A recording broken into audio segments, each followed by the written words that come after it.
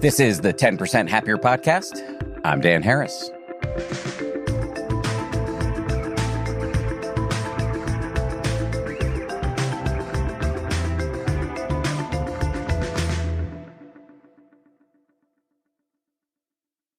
Historically on this show, we have shied away from celebrity interviews, largely because we want guests who either have some skills that they can teach us. We're talking about people like meditation teachers or happiness researchers, or we want people who are willing to get super personal about their interior lives. And with respect, these are qualifications that most famous people don't have. Today, though, you're going to meet a bold-faced name who happens to have both qualifications and in spades. Mayim Bialik burst onto the scene in the 1990s as the star of the TV show Blossom. Then she stepped away, got a bachelor's and a PhD in neuroscience, and also became a mom. She returned to TV in another sitcom, The Big Bang Theory, and now she has a very full plate. She is the co-host of Jeopardy, and she's the host of a podcast of her own called Mayim Bialik's Breakdown. Oh, and she has written 4 books, including Girling Up, How to Be Strong, Smart, and Spectacular, and Boying Up, How to Be Brave, Bold, and Brilliant. In this conversation, we talk about the pressures of being a teen star, her fascination with the brain, how she squares her scientific expertise with her religious beliefs, why she half-jokingly says she was born a mental health challenge, the difference between anxiety attacks and panic disorder, why she's chosen to be so public about her complicated psychiatric history, whether it's possible to be overdiagnosed, the tools she personally uses to stay afloat, what is behind her busyness, and what happened when she decided to stop working all the time, and why at age 47, she's now taking the time to learn how to express her anger in a healthy way. Just a few notes here before we dive in. Heads up, there are some mentions of suicide and addiction in this episode. Also, just to say, this is the final installment in a series of celebrity interviews we're running this month. Every Monday, we've been talking to big names who have the guts to spill their guts. If you missed it, go check out Michael Imperioli, Neil deGrasse Tyson, and Mike D from the Beastie Boys. We're wrapping up here with Mayim Bialik. Please hit me up on Twitter or through the 10% Happier website to tell me and us what you think. I want to... Mayim Bialik, welcome to the show. Thank you so much. This is a good get for us. I'm very excited to have you on the show. Well, I'm hoping to get you for my podcast, so that would be a good get for us. All right. So if you're up for it, I would love to start with your life story because you've made some very interesting decisions. You were, as everybody knows, like a huge star in the 90s, and then you took a break for 9 years. Actually, longer. Okay, so my facts are wrong. How long was your break? Well, I think it's important to give you a tiny bit of backstory because I was a teen actor. You know, I didn't start acting till I was in junior high school, which means I had a whole life of not being raised in the industry. And I was cast in a movie called Beaches when I was 12. It came out the week of my bat mitzvah when I was 13. And then I had my own TV show, which is as crazy as it sounds. It felt crazy, like to get my own TV show from 14 to 19. So while I did have that life, I was not raised in the industry. I wasn't raised expecting that everybody would love me and give me my own TV show. I was, kind of a late bloomer as children are considered in the industry. So I left for 12 years. I did my undergraduate degree and then my graduate degree right up next to it. And that took 12 years. I did a couple acting things in there, but most notably, I had my first son in grad school and I got pregnant with my second the week I filed my thesis. So I took my doctoral hood pregnant. And just to put a little meat on the bone there, your PhD is in neuroscience. Yeah, my undergrad as well. I did neuroscience with a minor in Hebrew and Jewish studies, and then I studied psychoneuroendocrinology was my specialty in neuroscience at UCLA as well. And so this 12-year period was filled with some amazing but non-glamorous stuff, getting a PhD in neuroscience. Oh, no, there was nothing glamorous about it. Yeah, having babies. I think you also tutored Hebrew and piano and taught sex ed to high school students. So this was like, I don't want to say regular life, but it was pretty regular for a bold-faced name. Yeah. I mean, people have a lot of assumptions about what my life must have been like after Blossom, after being on a network sitcom. But that contract was written in 1989 when I was almost 14 years old. And girls at that time were not given the kind of clout that many people think. So I still budgeted, I TA'd, all through grad school. It supplemented my school tuition. I had a normal, I mean, obviously very privileged and ivory tower of, academia kind of experience. But yeah, I never had a nanny or a housekeeper or a chef. I took care of my kids. I actually left formal academia. I didn't do a postdoc because I wanted to be home with my kids. So I was that parent who was tutoring, and my husband at the time, we're now divorced, but he was also in grad school. He got a master's in poli-sci with a specialty in theory. So we were two grad students doing our best. When you were being a teacher's assistant, do you ever get students who just freaked out that Blossom was helping them with their neuroscience? Yeah. It really depended on the age of the student, because if you actually do the math, it had been a minute since Blossom was on by the time I got to grad school, meaning a lot of my students didn't know. That wasn't part of their kind of cultural vernacular. And depending on how they grew up, they may not have watched sitcoms like that. My professors obviously more kind of knew who I was, and had definitely more than one professor kind of freaked out that I was in their class. One professor brought his children, he took them out of junior high so they could come my me on a day of a final. That was nuts. But yeah, I basically, I walked off of your television and onto this campus. Most of my fellow students knew actively who I was. So you got special attention from your fellow students because they had been watching. It wasn't always positive. Oh, really? Of course not. No, I mean, at that time, there were other celebrities who were going to college. And I was also 2 years out of high school when I started. I was contracted at Blossom, and you can't break a contract and say, I got into Harvard, I'd like to go. So I actually was, I was 19 when I started in college, and I was not a natural math or science student. I got interested in it when I was on Blossom in my teen years, but I had to do, back then it was called affirmative action. It wasn't a dirty word. Students who were not up to par in certain subjects were given the opportunity to make up those classes. I did, we called it remedial calculus and remedial chemistry. So I had to do a bit of catch up. And yeah, there was definitely that feeling of, oh, we know what you came from. Oh, you think you're going to do this now? I mean, people aren't always nice, Really? People aren't always nice? No. All right. So why neuroscience? Why did that interest you so much?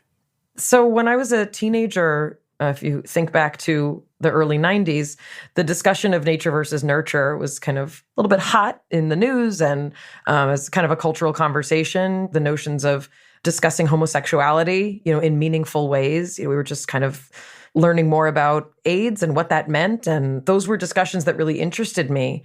And that was kind of my first basic interest, was nature versus nurture. And it was because I was behind in chemistry and calculus that I wasn't able to declare a major in my first semester. So one of the only classes available to me until I did my remedial classes was a class called psychobiology, which was basically taught by two professors, Professor Grijalva and Professor Zeidel, who passed away recently, who was my mentor. And basically half the class was psychology, Pavlovian stuff and the basics of Freudian psychology, things like that. But the second half was taught by Dr. Zeidel, and it was the physiology of the neuron. And I literally, this is my romantic moment, I saw the action potential up on a slide. Back then they used overhead slides still. And I had a feeling in me that's the level of understanding of the universe that I would like to have, is the neuron. And so I studied the brain and nervous system. I had a special interest in human behavior, but, was trained in molecular and all those other kinds of neuroscience that we're trained in. I'm also a vegan person, so I knew I didn't want to do research on animals. So I ended up working in the field of mental retardation in the Neuropsychiatric Institute, and I studied obsessive compulsive disorder in individuals with Prader-Willi syndrome, which is a genetic syndrome. So was the source of your interest, I'm sure the source of your interest was multifaceted, but were you driven by wanting to understand the universe at the level of the neuron? Or was it a research is me search, you were trying to understand something about yourself? I think my initial interest was I want to be immersed in a line of study that is understanding the world, the universe, and the human experience at this level. But, for me, and I think for many people who enjoy college, enjoy grad school, enjoy learning, I personally thrived in that environment of, constantly being challenged academically, constantly needing to perform and be on top of things. My father of blessed memory was an English teacher. He taught in public school system him and my mom have a combined 70 years in the public school system. They're New Yorkers born during World War II. So they were part of a generation of, first generation American teachers. So I grew up with a love of learning, but, my parents were English people. So, they were into poetry and literature. And here I was having the opportunity to use kind of the skills and the discipline that I had been taught and the passion that I saw them have, but I could apply it to something that really thrilled me, which was, in this case, the brain and nervous system. For somebody like me who knows basically nothing about the brain, I've done some interviews about it, but like when you even say the word neuron, I mean, like I it's a word that I use sometimes, but realize like I don't really know what I'm saying. Like what can you, for the dumbest person which in this moment is me, what can you say about the neuron or neuroscience that would help me understand why it's so fascinating? Oh, I mean, you don't have to agree with me, but, a neuron is a specialized cell of the brain and the entire nervous system. So cells have all the functions that you learn about from second grade on. They have a nucleus and they have a power source and they, have to get rid of trash and, protect themselves from toxins from their little environment. But neurons are special in that they communicate with each other and they communicate through the release of ions, things that you've heard about, potassium, sodium, all those kinds of ions. They exist in the milieu of the brain and nervous system. And the way that neurons communicate is through electrical impulses. And what happens is there's this elaborate and constantly occurring electrical storm that has to go on in your brain and nervous system. And it's a chain reaction. So one touches the next, which touches the next. And, it's kind of this like rolling experience of electrical impulses that lead to literally the experience we're having right now. It leads to our consciousness. It leads to our emotional regulation. It leads to the ability for me to know that I exist and that I'm separate from you. And those impulses and that transfer of information is the basis for love. It's the basis for how we taste, touch, hear, smell, feel, think. I believe in love as a romantic entity, but also I believe in the neurochemistry of every emotion that we have, which doesn't mean it's not gorgeous. But for me, and I'm also a spiritual person. I'm a person with a religious faith. Like, to me, that understanding is divine. I'm not saying God must have created it. That's not for me to say. But I know that the fact that that's how information gets transferred in your brain and nervous system, I think that's absolutely divine. So seeing the elementary particles of human experience. Yeah, and the basis for the fact that we can even have this conversation. Yeah. It's quite beautiful. The way you articulate it is really nice. You want to go back to school and maybe you want to become a neuroscientist? No, I just want to create a new show called Nerding Out with Blossom. I'll sign on for that. So if you are a practicing Jew, correct. I'm a lapsed half Jew who had a bar mitzvah, but as I often joke, only for the money. So if you're a practicing Jew and you believe in God, how could it be that God didn't create all the neurons that are the building blocks of the human experience? It's not really for me to place my concept of divinity on other people's, which is why I kind of caveated it that way. For me, the experience of our existence is credited in my life to something greater than me, meaning I didn't create it. And I have a tremendous amount of gratitude and I guess, some sort of structure and ritual around that. But I believe that God's hand or something divine is in all of the processes of evolution that we see and observe. So I don't spend a tremendous amount of time. I went to school with Sam Harris. We were in the same neuroscience class. So, Sam and I have obviously had many conversations about this and he's, had an incredible career discussing this. For me, I don't feel a lot of anxiety around it. I know that I have a particular connection with a spiritual experience that allows for the processes of human thought, evolution, and also all of the destruction and terror that humans also bring into the universe. Just for anybody who hasn't heard of Sam Harris, we are not related, Sam and I, but we are good friends. He is awesome and quite a famous atheist writer. And then he's also written about spirituality and meditation from a secular standpoint and has a great meditation app called Waking Up and also a podcast called Making Sense. Anyway, back to you. Tell me if I'm hearing this correctly. I'm making a leap here and perhaps inappropriately, but I'm going to take an attempt at summarizing how you simultaneously hold Judaism and science, but probably ham-fistedly. But I guess what I'm kind of hearing is like, yeah, maybe you don't believe that every word in Leviticus is literally true, but broadly speaking, you have this powerful intuition that there is a divine hand behind everything we see at a day-to-day level and at a molecular level, and you don't know exactly how that works, and it may not be exactly as it's described in the Bronze Age literature of the Old Testament, but it all feels to you on some intuitive level like there's something true there. Well, I mean, I was with you until feelings, because I don't know if for me, I think about it in terms of feelings. What I know is that I believe nature is true. I believe that gravity is going to be a working principle of my universe today, tomorrow, and I'm going to go ahead and say forever. So that faith that I have that the sun will come up tomorrow is just about the same faith as that of people who have a divine experience of the sun coming up. So, my kids often tell me that I'm cheating by saying that I think that nature is God. And I said, there's no such thing as cheating. I either have faith that the sun's going to come up or I don't, and I can call it what I want. And yeah, I do have a particular set of ritual that I don't believe is correct. I believe it's correct for the ethnic line that I come from. And as for sort of, the liturgy of the Old Testament, and actually all of our writings, in Judaism, I don't know many people who do believe that every single word of the Old Testament is, quote, true. But what I do know is that for those who codified the Old Testament and all of sort of our holy books, there's something special in that. You can call it divine if you'd like, but the Old Testament in particular is a book of all sorts of stories. There's legend, there's myth. I remember when I learned that the prophets were all either dreaming or hallucinating when they had their visions, I thought, well, someone should have told me that earlier, because for most of my life, I walked around thinking those things couldn't happen. Like, I'm a scientist. I'm like a thinking person. And I also kind of wondered, like, why do we have a structure of religion where that's not what we lead with, where instead it's like, there's prophecy, and it's like they were either meditating so heavily and deeply that they were experiencing a transcendental state, which we know can happen. They often fasted, like especially the Jewish mystics. We know there was a tremendous amount of body movement, fasting, chanting, Right.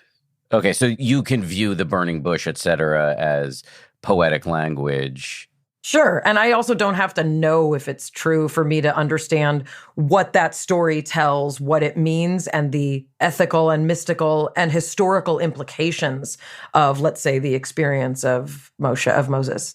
Well, I wonder then on some fundamental level whether you and Sam may agree in that you're just using different words. I mean, he believes in nature. Correct. That's why my kids say I'm cheating. Right.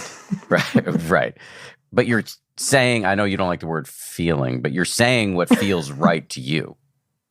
Sure. I mean, I do think of feelings a lot. When I go to synagogue and I hear a particular set of chords and something is stirred in me that feels like I don't know where it comes from. I don't know that tune. I don't remember that tune, but something in me feels deeply moved to have a spiritual experience. That's a feeling, yeah. And that's very special. And I'm grateful that, the tradition that I was born into and the ethnic line that I am a part of has provided me that. It's not for everyone, and many Jews are Buddhists. And, I don't believe that Judaism or any religion has the right way to do it. We're all trying to figure out how to manage being hurled around through space with the human experience that we're having, which is largely complicated and often painful, but with enough moments of joy that we kind of keep at it. Well said. So back when I asked whether your interest in neuroscience was me-search, as many researchers who come on the show often say, I got into whatever I study because of something in my life. I was asking that because I know you have talked publicly about being neurodiverse. You've had some mental health challenges. Yeah. And so I was curious. I was born a mental health challenge, is how I think of it. I guess you could argue that being born in and of itself is a mental health challenge. I ended up studying obsessive compulsive disorder, not really having a full acknowledgement, honestly, of the fact that I absolutely qualify for that diagnosis, not on a severe level, so not in the ways that many of us know. But yeah, there's many things about me that I gained tremendous insight into because I chose to study that. So There could be something serendipitous about that. As I said, I don't come from scientists. My parents were first-generation Americans who were English teachers and documentary filmmakers. The choice was either to go to med school or law school if you had the money, which my grandparents didn't, or to become a public school teacher and fight for civil rights, which my parents did. So, I was kind of always learning as I went about what to study and how, but it would have been very natural for me not to study science. But honestly, I don't think I would have had the full experience as a human that I believe I was supposed to have had I not been a scientist. You say the OCD that you've dealt with is mild. How does it show up for you? I always had, from the time I was a very young child, a lot of rituals, counting rituals, mental rituals, anxiety binding rituals. And, these are all spectrums. So there's going to be a lot of overlap between children who are anxious and children who do things to bind that anxiety. But I remember when I was first screened by a psychiatrist, and he started asking questions that no one had ever asked me before. And I was, in my 20s, and he said, "Do you have a favorite number?" And I said, "Who doesn't?" And he said, "Well, that's an interesting answer. Tell me about it." And I have several special numbers, and I proceeded to tell him all about them. So once we sort of started putting together all of these pieces, we learned more about me. And I like to point out, obsessive compulsive disorder involves obsessions and compulsions. A lot of people think like, I like my shoes straight. I'm so OCD. And people like me get very annoyed when people say, I'm so OCD, or I've got PTSD from him telling me that he didn't like my hair, whatever it is, which you may have post-traumatic stress disorder, and someone making a comment about your hair can do it. But generally speaking, I'm careful with diagnoses. And I like to point out that simply having thoughts about wanting things perfect doesn't mean you have OCD. There's a set of externalizing behaviors also that are required for diagnosis. So that was when you were a kid. Are you still struggling with these rituals now? I would say I don't know that I'm struggling with them. I sort of live with them. There are many ways to try and medicate out of obsessive compulsive disorder. I mean, I've likely met the diagnosis for generalized anxiety disorder from the time I was very young. I had many years of pretty significant and life-changing depression. I like to say, name a DSM diagnosis, and at some point I've fit it. I have a pretty complicated psychiatric history. And, I had proper panic attacks, like the kind where you think you're dying and need to go to the hospital, in my late teens and early 20s. And back then you were given medication for, becoming a woman as opposed to being a girl is often met with being given the pill, which I and many, many women are given because there's a set of emotions and complexity that many doctors honestly don't know how to deal with. And I think we've come a bit of a way in trying to understand a larger bit of the psychiatric and psychological impacts of hormonal shifts and how to give teen girls in particular and young women proper support. And, I'm now on the other side of it. I'm 47 and entered menopause quite early. So also, spent a lot of my 40s, which I didn't anticipate, dealing with a whole new set of challenges. I'm kind of the whole kit and caboodle, when it comes to diagnoses. They've tried every medication on me in many, many different combinations and permutations. And I'm sure you're not surprised to hear that. The work that you do is very significant for many of us who believe that there are other ways to get at the parts of us that hurt. Yeah. Just to fill out the picture in terms of, you said that if it's in the DSM, you've had it. In reading about you, I've also seen you talk about ADHD, eating disorder, hoarding, HSP, or being a highly sensitive person. So there's which I didn't think needed a diagnosis. Yeah, I mean, I think one of the challenges of being in therapy since you're young means you gain a tremendous sense of self-awareness, the ability to self-diagnose, which I really try not to do. I struggle with a lot of things that my father, blessed memory, struggled with. I never thought that I would qualify for an ADHD diagnosis, to be honest, because I'm very, very highly functional. I mean, even as a depressed person, work is my best drug, my best compensatory mechanism. But I have a tremendous amount of features that, honestly, I don't know that I would have even felt the need to say, I have ADHD. But on the podcast that I have, we get a lot of questions from people about features of themselves. And I've chosen to be honest that, filling out forms is really, really hard for me in ways that I never realized with a lot of other features of me fit a particular criteria. And I'm an interesting genetic combination and an interesting environmental patient of really complicated parents and post-Holocaust anxiety and depression, which many of us experience. And yeah, I've come out of it with a smattering of really interesting features about me that, from the generation that I'm from and that I think you're from, sometimes you were just quirky or weird or things were hard for you. And now there are a lot of labels. This generation, my kids are 14 and 17. They really like labels. They want to know, what is it and how do we fix it? Is it possible to be overdiagnosed? Sure. It's super useful. I remember once 30, 40 years ago, I had really bad back pain, and I got a x-ray, and you could see that one of my lower lumbar was out of trajectory. And I remember the doctor having nothing useful to say other than that, well, it's nice to know there's some pathology here. Dr. Sarno would disagree with. He would say many people have that pathology and no pain. Right. Which is, anyway, right. But that's a different, but yes, my it is point sometimes being, nice to know there's pathology. My point being, it can be helpful to have some order placed on the universe by having a diagnosis. Like something clicks into place and you understand, oh, this is why I'm doing this. So I can get that. And on the other hand, I just wonder, can you also have so many diagnoses that you're just pathologized within an inch of your life? Yeah. And honestly, a lot of times that is what it feels like. And I think that's been part of the exploration of being open about the environment I was raised in, some of the challenges there, what it's like to be a human. I was particularly inspired by a friend of mine, Will Wheaton, who many people know. He's, an actor and also an author.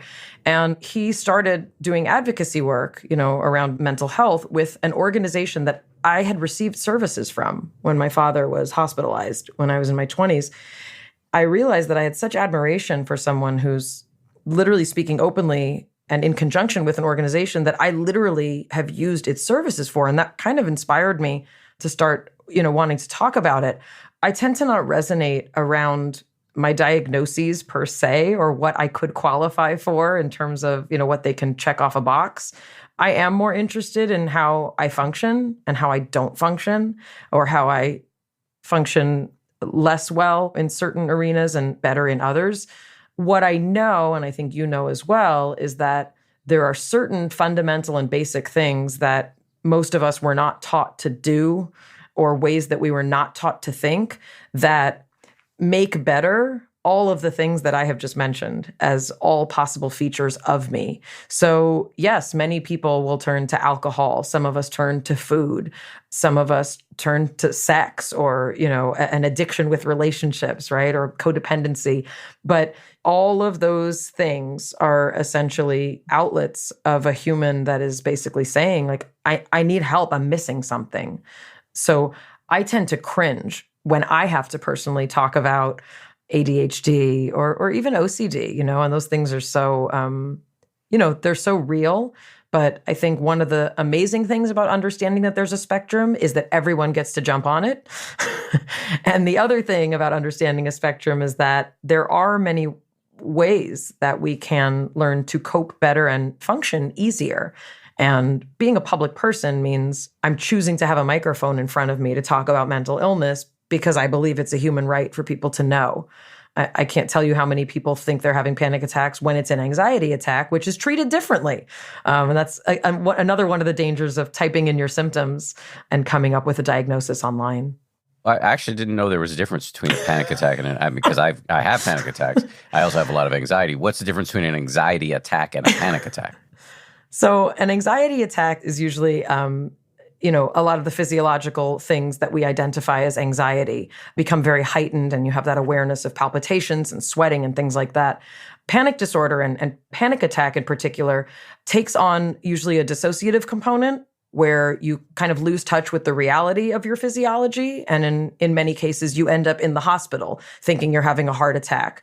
The other distinction between panic attacks and anxiety attacks is that fear of a panic attack can often cause a panic attack. That is not the case with anxiety attacks. So again, this is just a really pedantic thing that neuroscientists often get itchy about because we do tend to treat those things differently. They do have different mechanisms, and treating the often kind of paranoia and self-stimulatory fear that comes with panic disorder is very different than what happens with anxiety attacks. But I would imagine there, at least for me, the comorbid, I have a lot of anxiety in my life, but I also have legit panic attacks, and fear of having a panic attack can often bring one on. Yeah, it sounds like you've got both. Congratulations. But a lot of people, again, there's a real hyperbole also, and I think it's become exacerbated by, a culture where you talk in 6-second snippets and, you need to get your point across very quickly. And so I think the notion of panic attack is a way that a lot of people also want to emphasize how bad they're feeling with their anxiety and with the symptoms of an anxiety attack, which are upsetting, disturbing, very, very awful and bad. I'm not saying that one is better than the other, but what you identified as sort of panic disorder, again, is treated differently and also often approached differently when we think about what the root causes are. Coming up, Mayim Bialik talks about her belief that most people can benefit from some form of introspection and whether it's possible from a psychotherapeutic standpoint to be overdiagnosed.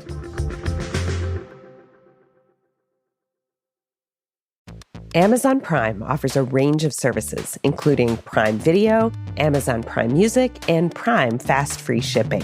This collection helps you pursue your passions and get more out of whatever you're into or getting into. Prime helps you get more out of your interests. If you're a jazz fan, you might watch a jazz movie on Prime Video or listen to jazz music on Amazon Prime Music. And while listening to a jazz playlist, you might be inspired to buy a relevant book. For all of your interests, Amazon Prime has you covered with an endless array of options. From shopping to streaming to saving, it's on Prime. Visit Amazon.com/Prime to get more out of whatever you're into. Do you want a straighter smile without ever needing to enter a dental office? It sounds impossible, but with Byte, you can transform your teeth entirely from the comfort of your own home. Byte offers clear aligners that are doctor-directed and delivered straight to your doorstep. Prep time for your smile journey is minimal. Just take an impression mold of your mouth, preview your 3D smile, and order your all-day or at-night aligners. That's it. You'll even get to track your smile's progress every step of the way with the Byte app. Plus, you'll have access to your clinical team 7 days a week. Best of all is that average treatment time for all-day aligners is faster and more affordable than traditional braces. Get the smile you've always wanted. Go to byte.com and use code WONDERY at checkout to get your at-home impression kit for just $14.95. That's code WONDERY at byte.com for over 80% off your impression kit. So you've done some amazing work using your platform to be open about your own mental health struggles as a way to normalize this and reduce the stigma that I take, to the extent that I ever allow myself to feel good about anything I do, but I take some pride in having done just a little bit of that on my end as well. And yet, in preparing for this interview with you, I happened to read an article. It just came over the transom separate from my research into you that really started to get me to think a little bit differently about this. And so I just thought it would be interesting to read you a bit of this article and see what your response is. Are you open to that? I guess so. You have no choice, right? Okay. That's what she's saying, ladies and gentlemen. So I can't remember where I saw this. I think it was in Semaphore. But here's a quote, and I'm going to read you a couple quotes. One is from a guy named Simon Wesley, who is the first psychiatrist to become president of the UK's Royal Society of Medicine. And he writes or says, "Every time we have a mental health awareness week, my spirits sink. We don't need people to be more aware. We can't deal with the ones who are already aware." And then Lucy Fowkes, I think that's the right way to pronounce it. She's an academic psychologist at Oxford. And she says that one possibility is that for the big seeming spikes in teenage mental health issues, she says one possibility is, and here I'm quoting, "We repeatedly tell teenagers that they're an anxious generation, and that is making them more likely to think that mild symptoms are a genuine mental health problem." Her overall take is the decline in teen mental health is real, but not that straightforward. So anyway, all of this just got me thinking a little bit about how much value are we providing, or is it an unalloyed good for me and you to be doing the type of shit we're doing where we're being open about our mental health issues? Yeah, I mean, I tend to appreciate both of those quotes that you just read. I think that for me, the main thrust of what I believe is that access to mental health support should not be for the rich. And right now, it pretty much is. So for most people, it is cost prohibitive to even get the most basic counseling support. And I am one of those people who believes that most people can benefit from some form of introspection and some form of betterment.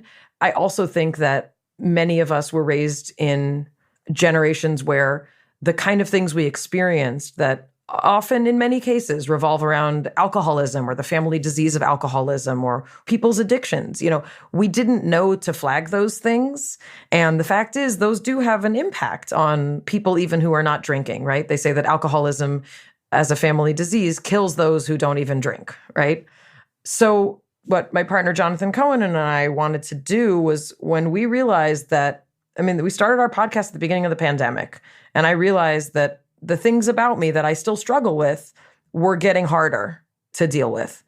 And I said, gosh, I have a lifetime of therapy, all of the resources I need if I want to go on medication, if I want to change medication, if I want to meditate, if I want to do yoga. I said, what about the people out there who don't have any of those resources or support, and they're walking around like, what is going on in the world? And why am I feeling this way? And I would hear from people who said, I'm having trouble sleeping and I can't eat and I feel nauseous all the time. What's going on? And I said, oh, my friend, you've never experienced anxiety.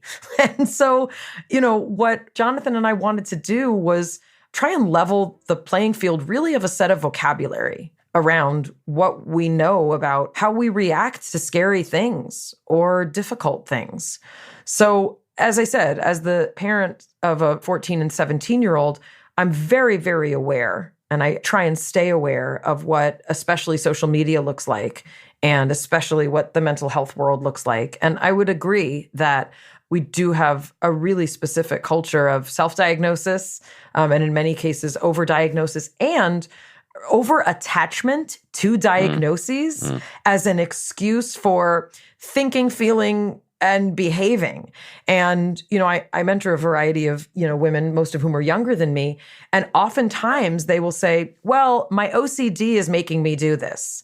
And I make sure just, as a personal human to say, hang on a second and really try and deconstruct that. And so I think what's missing is nuance. And I think nuance is missing really from our culture in general. We see that in how we talk about politics, how we talk about everything. And I think this is not an exception. I also do know that as someone who has experienced more than one family member close to me commit suicide, I also do pay special attention to trying to encourage people to get support and to have access to that.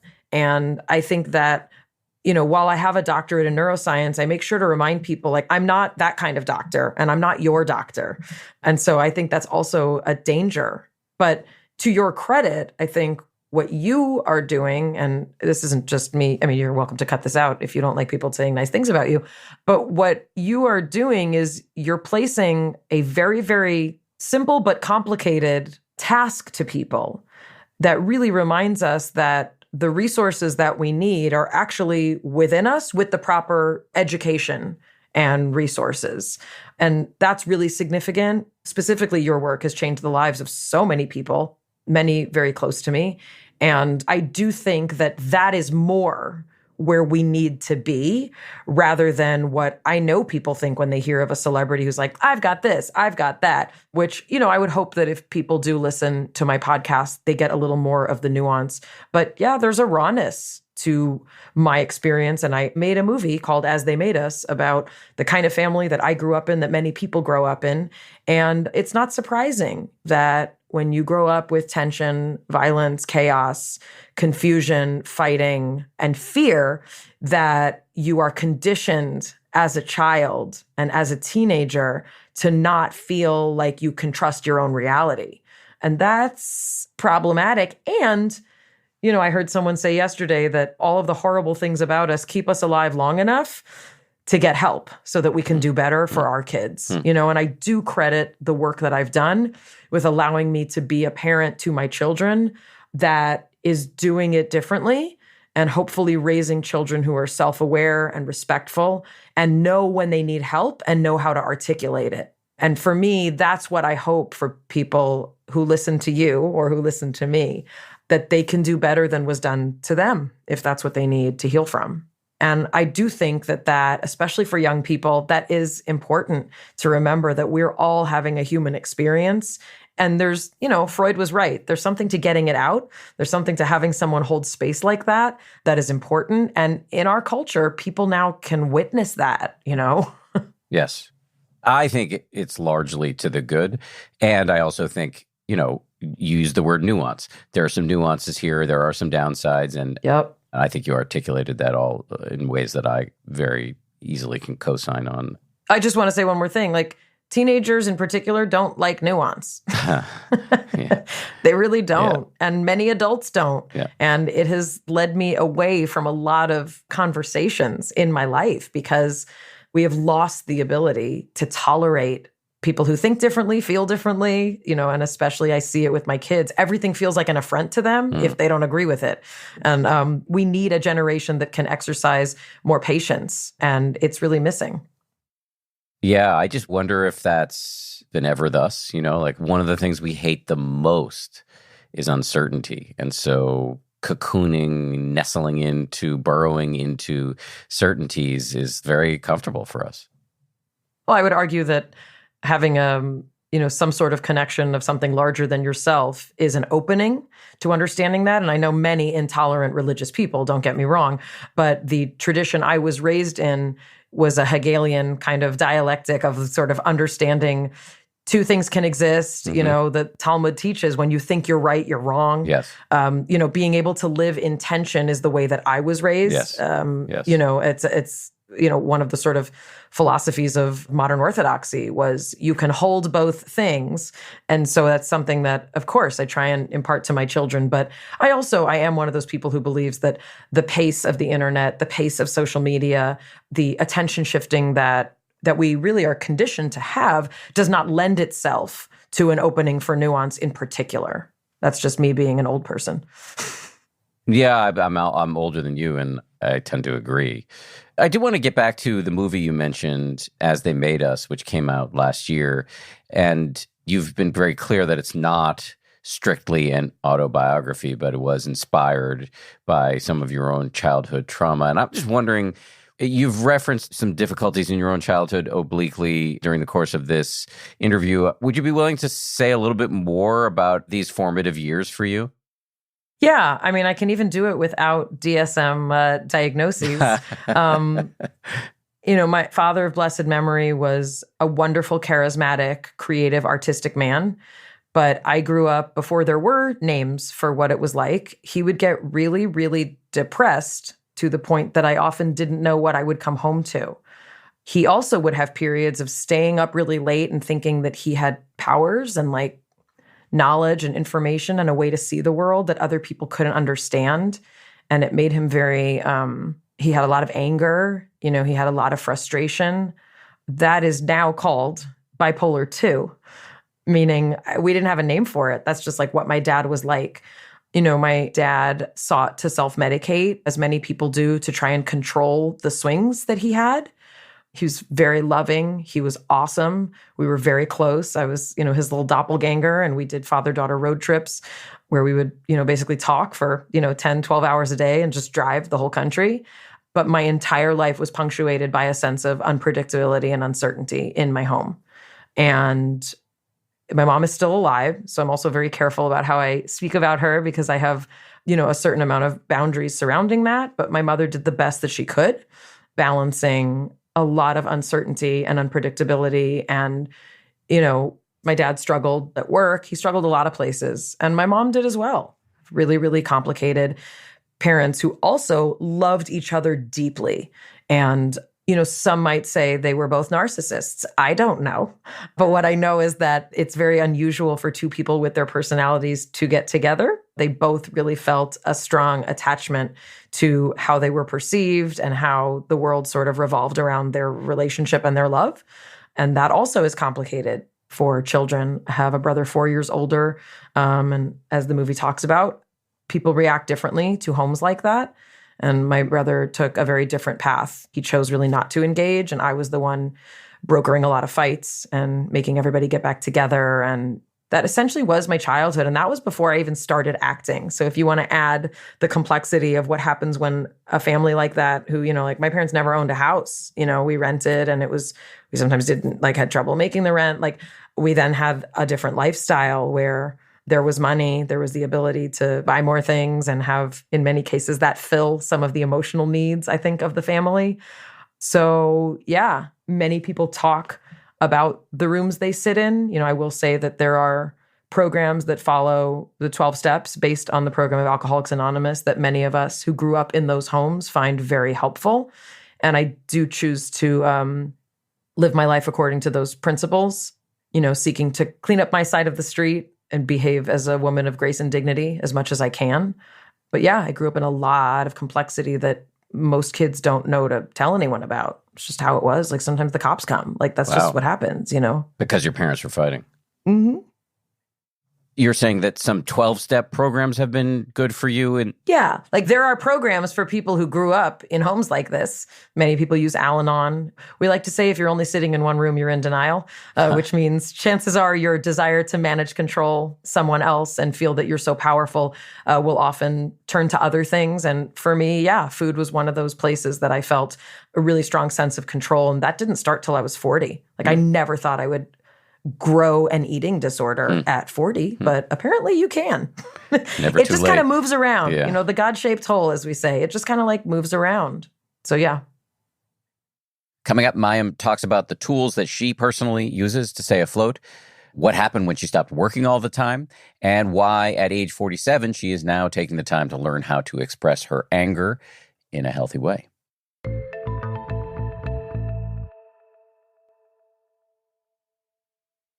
There's nothing like getting lost in a great story, but sometimes we just don't have the time or energy to read. With the Audible app, you can take stories from across every genre with you wherever you go. They even offer guided wellness programs, theatrical performances, and a plethora of exciting original content. Next on my to-listen list is The Sandman, based on the riveting DC comic series of the same name about an immortal king who's imprisoned on Earth. It features familiar voices like Riz Ahmed, Kat Dennings, and Andy Serkis, plus a score by award-winning composer James Hannigan. I'm so excited to get started on this one. As a member, you'll have access to Audible's ever-growing library, which features thousands of titles. You even get to keep one of your favorite titles from the entire catalog every single month, including the latest bestsellers and new releases. New members can try Audible free for 30 days. Visit audible.com/WonderyPod or text WonderyPod to 500-500 to try Audible for free for 30 days. That's WONDERYPOD. Audible.com/WonderyPod or text WonderyPod to 500-500 to try Audible for free for 30 days. Here's a little song I wrote about how to grow delicious herbs. Just use Miracle Grow Potting Mix. It's not the longest song, because that's all you need to know. Just plant your herbs in Miracle Grow Potting Mix and you're set. That's basically it. Then it's next stop, Grow Town. You'll grow healthier, stronger herbs versus unfed plants. Satisfaction guaranteed. Miracle Grow. All you need to know to grow. So you're 47 now. You've got 2 teenage boys. You are on the other side of a divorce and in a new relationship that, at least from the outside, seems pretty high functional. You've got this amazing project that you run together, this podcast. Yeah. I mean, we're both nuts, but we complement each other pretty nicely. And I think there's a lot of healing that has come from our intellectual connection and our artistic and creative connection as well. And so that gets to the question I was going to ask, which is how are you and what are the tools you use to stay afloat given all the challenges you've had in your life? Yeah. How am I? One day at a time, I'm okay. And there are definitely things about me that are stubborn, meaning parts of me that I would like to see shift that are stubborn. I was introduced to proper meditation, which I'm a pretty slow learner, but I have progressed in that over the past, I'd say the last kind of 5 years of my life have been a new set of learning for me. I've done yoga since college, but didn't really understand yoga until the last 5 years or so as a meditative practice and as a way to actively really quiet the voices and the noise. My best drug is work. I am absolutely addicted to constantly moving, thinking, working. It's gotten better, but emotions cannot hit a moving target was sort of, my motto for most of my life. And when you stop working that much, what happens is you start feeling your feelings. And that's sort of what I'm in the middle of now. I've culled a lot of parts of my life. I used to do speaking engagements and I've written 4 books. Like I'm a person who's like always doing, but life's getting a lot quieter. And I credit Jonathan with helping me with that. He basically had an intervention and said to me, you've done so much work on yourself. And the one thing that you will not release is your compulsion to work. And, part of it's financial insecurity. I didn't grow up with money, and some of us just never get used to getting out of that mindset. I do believe in psychotherapy. I continue to go to psychotherapy, but I have also started doing, mind-body work. I have pain throughout my body that that'll move around. And I always was looking for the pathological reason. And lo and behold, meditation and proper sleep hygiene, like not watching TV right till I go to sleep, not eating right till I go to sleep, not working out 8:30 at night because it's something to do. Those are things that literally in the last year or so, Jonathan and I have been trying to keep me really honest with. So I wake up with a tremendous amount of gratitude for what I have. I know I'm in a position of privilege, always to have the resources I have, but I would be lying if I told you that everything's great and I feel like I'm the highest functioning human ever. I'm not. And I also don't want people to pity me. Like the worst thing is when I realize that people are like, you're rich, no one cares. Which is also not fair because it's the same thing as saying to someone like, you're beautiful, no one cares. And we know that's not true as well. So my 17-year-old has told me that I've given him a blessing and a curse in that he's a deep thinker. He's very self-aware. And he said he feels burdened by it a lot. And I think that's how I feel as a 47-year-old. I have a tremendous amount of angst, and I care very deeply about a lot of things that many people may not care about, but I cry when I see homeless people. That's my story. Like, I'm not telling you that so that I sound like a good person. I am a person who is deeply moved emotionally when I see people with special needs. Like, that's just how I function. And I have most of my life been medicated for that. And right now I'm in a very interesting experiment to see what it's like to feel my feelings and be like this. I'm closely monitored by all the people who take care of me.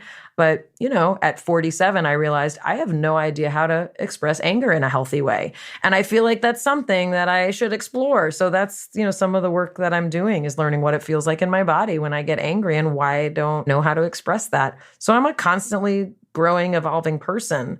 I'd like to say that I'm 10% happier.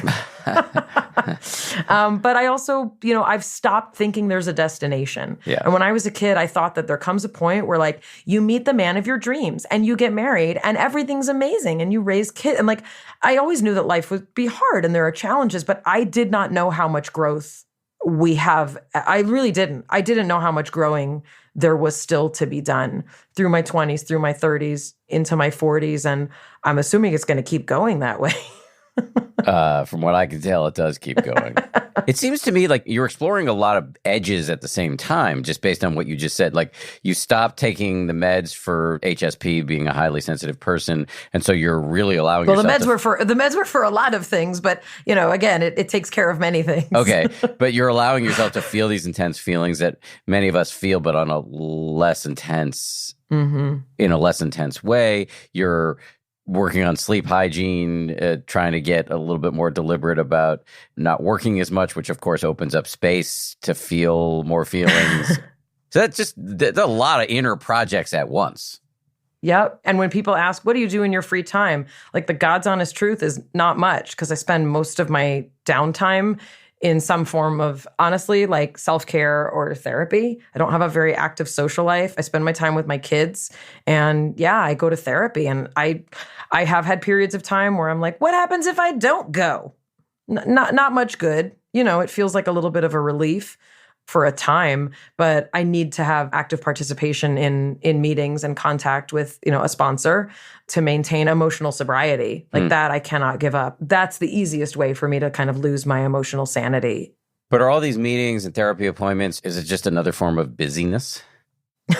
Well, the beautiful thing in being able to work less is that now there's room for more of it, meaning there's room for more rest. There's room for more downtime. I mean, what my life often feels like is like working all day, going into therapy, working out, and then going to sleep and wondering why I don't sleep well. So there's certainly a balance. And I don't want to say that I haven't gotten better, in so many ways. My life is more manageable. My relationships are healthier. When my father passed, I felt really clean. I've never had regret about the complexity of our relationship and what that was like. So I'm not perfect. I know that. And we're all kind of works in progress, which is the most trite thing to say. But for me, it is really finding that balance between not busying myself with self-care and getting to be a human being and not a human doing, which is really how I was programmed to be. Totally. I mean, I relate to that a lot. The financial fears, I said several times on the show, I had a great grandfather on the Jewish side who put his head in the oven because he lost the family fortune and also was indicted as a crook. And so, I feel his ghost coursing through my veins a lot and taking on more than I should. And I know you said that you're culling your professional life, but like even just on paper now, I mean, you're one of the hosts of Jeopardy. You have a sitcom called Call Me Kat. You put out a movie last year. There's talk of a Blossom reboot. You host a podcast. You got 2 kids. There's a lot going on even after whatever culling happened. Yeah, there is a lot going on. And the fact is, I don't know if we have a season 4 of Call Me Kat. The sitcom schedule is actually kind of the most time-intensive portion of my life. Jeopardy, especially because I split duties with Ken Jennings, Jeopardy is actually not many work days. We film a week in a day. We film 5 episodes a day. So that's actually a pretty interesting schedule. And, podcasting is a much lighter lift. Like I don't need to be in hair and makeup and I get to be myself. And Jonathan and I are literally right here. So yeah, there's definitely still things I'm doing, and I'm a creative person. So, part of that creative energy is there are lots of ideas and great things that I get to think of doing. And also not everything happens at the same time just because you see it all at the same time. A lot of my life is more spread out, but for sure I am used to a different pace that I no longer keep. I need time. I need time to make decisions. I need time to not work. And I'm happy to produce other people's things and really do want to continue to show complicated characters, especially strong, interesting women characters who struggle in ways that are funny, entertaining, and interesting. But I can't be the center of a lot of aspects of that if I want to maintain, my own health and sanity. What I hear, and we're just meeting each other for the first time, and we're not even in person. What I hear is somebody who came into the world with a lot of challenges, probably hereditary stuff that a lot of Jews deal with, difficult parents. So there's nature and nurture adding to a kind of neurodiversity that sounds not easy to live with. Who's working hard on all of that, and also simultaneously aware of just how much luck and advantage has been conferred on you by the universe. And also don't forget that I also lived my life as a public person, constantly being judged, ridiculed, mocked, or praised. And there exists a public forum where people can talk about my body, like any body part and what's wrong with it. Meaning that's also the lens that actors, but in particular actresses, live under. So yes, all of that. And there's this kind of other layer of constantly not knowing who I trust or how, which is not helpful, and there it is. It's just what it is. So, but I heard 2 things in there. There's one is just random people commenting on how you look, which, I've had a tiny taste of that as a news anchor, but it's so much harsher for women, so much harsher for women. Well, and also for non-traditional leading lady looking women. Yes. They used to call us ethnic. I'm an Eastern European conglomerate and I'm proud of that. I was raised with 2 dialects of Yiddish. That's how diverse my Eastern European heritage is. But yeah, our culture favors traditional, looks for the most part. And especially when I started acting, no one looked like me on television. People thought I was nuts to want to be on television. But I heard a couple things in there. There's the nitpicking about looks, which is, I can only imagine how hard that is. And then you said something about not knowing who you can trust. And yeah, as a person whose Q rating is as high as yours, I mean, I can imagine that's a real tricky thing. People lie to me all the time. That's literally part of their job description, is don't tell her what's really going on or don't tell her this. And I dislike that strongly. And it's a constant struggle for me. And with my new production executive, we're just getting to know each other. And she said, I'm just taught you can't tell the talent what's really going on. And I said, I really want to know. If there's something wrong with the way I said something or did something, I just want to know. Is there something I should have asked you but failed to ask? Is there a place you wanted to go here that I didn't let you go? No, not particularly. I mean, I think anything that you ask is what your listeners will probably want to hear. And I'm just, really honored to get to talk to you at all.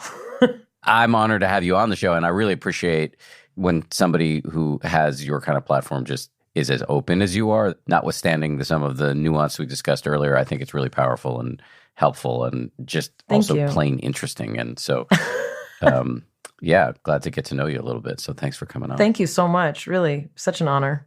Before I really let you go, can you just please, I'm going to push you to plug your podcast and anything else you want listeners to know about? Yeah, my podcast is called Mayim Bialik's Breakdown. We like to say we break things down so that you don't have a breakdown. And it's available on Spotify or wherever you get podcasts. And we're on Instagram at Bialik Breakdown. I do a lot of answering questions from people about all sorts of sciencey and mental health things. And that's kind of it. I have other things that I do. I think As They Made Us is a movie that you may want to see. It stars Dustin Hoffman and Candice Bergen and Simon Helberg, who I worked with on Big Bang Theory, and Diana Agron. And it was my first screenplay and I directed it. And you can get it, I think, on Showtime and places that you get movies, and grab a tissue. But I think especially with our conversation we just had, people might enjoy, also that was a film that all the actors specifically chose that they wanted to do it for personal reasons. And it's not for me to tell what those are, but it was a real labor of mental health support love, I guess, that movie. Mayim Bialik, such a pleasure. Thank you. Thank you so much. Thanks again to Mayim Bialik. Before you hit me up on Twitter about this, I will note there has been some minor controversy around some comments that Mayim made many years ago about vaccines. I did ask her about this, and she made clear that she and her kids are fully vaccinated. She also made a whole video where she explained her point of view. So instead of dwelling on that in the podcast, we're just going to put a link to her video in the show notes. 10% Happier is produced by Gabrielle Zuckerman, Justine Davey, Lauren Smith, and Tara Anderson. DJ Kashmir is our senior producer. Marissa Schneiderman is our senior editor. And Kimmy Regler is our executive producer. Scoring and mixing by Peter Bonaventure of Ultraviolet Audio. And Nick Thorburn of the band Islands wrote our theme. We'll see you all on Wednesday for the second installment of Meditation Party, a little experiment we've been doing with a chattier format here on the show. So Meditation Party Part 2 is coming up with my pals at TPH fan favorites, Sebene Selassie and Jeff Warren on Wednesday. One of the things we'll be talking about is what it's like to be a meditation teacher with ADHD. But we talk about a lot of other stuff too. So we'll see you all on Wednesday for that.